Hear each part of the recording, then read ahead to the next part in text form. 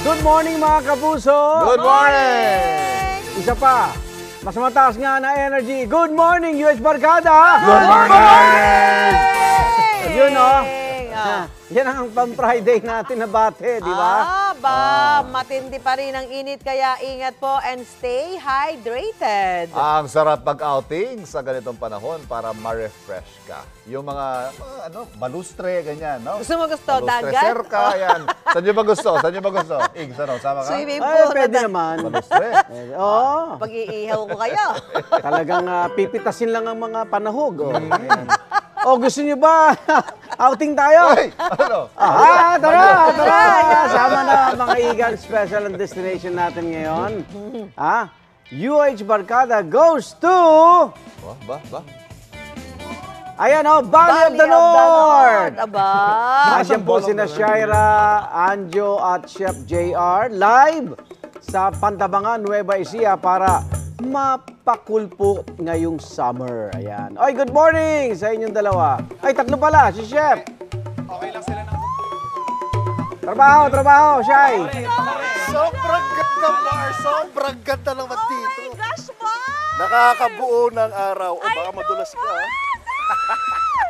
Good morning, mga kapuso! Good morning! OMG! Sobrang ganda dito, Akala nyo nasa ibang bansa kami, no?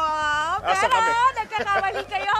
Sa Pilipinas pa rin kami, guys! Tama ka dyan, Mars. Andito lang naman kami sa tinaguriang Valley of the North dito sa Nueva Ecija. Kitang-kita nyo naman, very Valley-inspired itong lugar na to. At sobrang ganda. Super! Di ba, Chef? Of course, at yan nga mga kapuso, 4 hours na biyahe nyo dito, siguradong sulit na sulit dahil sa mga naggagandahang lakes at talaga namang mga bundok na makikita nyo habang papunta kayo rito. Tama ka dyan, Chef! Kaya nga sobrang worth it talaga yung biyahe papunta dito, guys, kasi napakaganda naman talaga ng bubungan dito sa inyo. Tama ka dyan, Mars. Parang ikaw lang. Sobrang ganda. At sobrang ganda ng lugar. At hindi lang yan, mga kapuso. Meron din sila dito mga water activities tulad ng jet ski, bandwagon at kayak. Kaya kung ako sa inyo, sulitin nyo na ang summer. Pumunta kayo rito. Tama!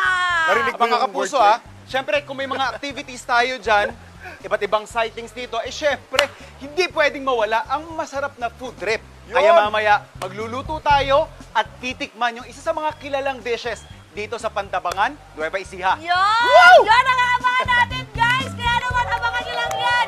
Dito lang sa inyong pambansang morning show kung saan laging una ka! Unang hirit! Good morning! Talan! Pigilan nyo! Pigilan ko kayo!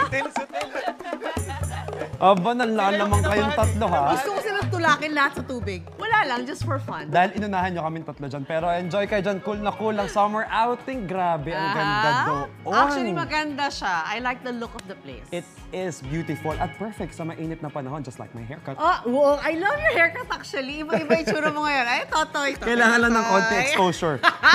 Uy, teka, speaking of init, Yes. sumasabay rin sa init na panahon ang mga may init na eksena sa GMA Prime series na Asawa ng Asawa Ko. Uy, intense scenes. Nakakapang-init. Kaya nga, gustong-gusto yun ni Jordan eh. Lalo na nung wala ka. Guys, ha? Ano, grabe naman yan. May pahaplos.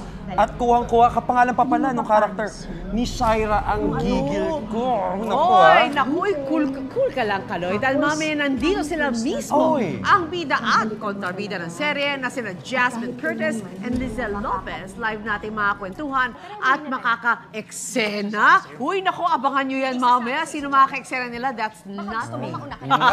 It's probably Sino kaya? We will know. Well, nag-aaway for one sige, guy. babalikan natin yan sila mamaya. Ang dami nating aabangan mga kapuso. What if dagdagan pa natin yan? Ba, tutok There's lang. more. Tutok lang kayo at abangan na instant 5,000 pesos. Araw-araw namin namimigay niyan, ha?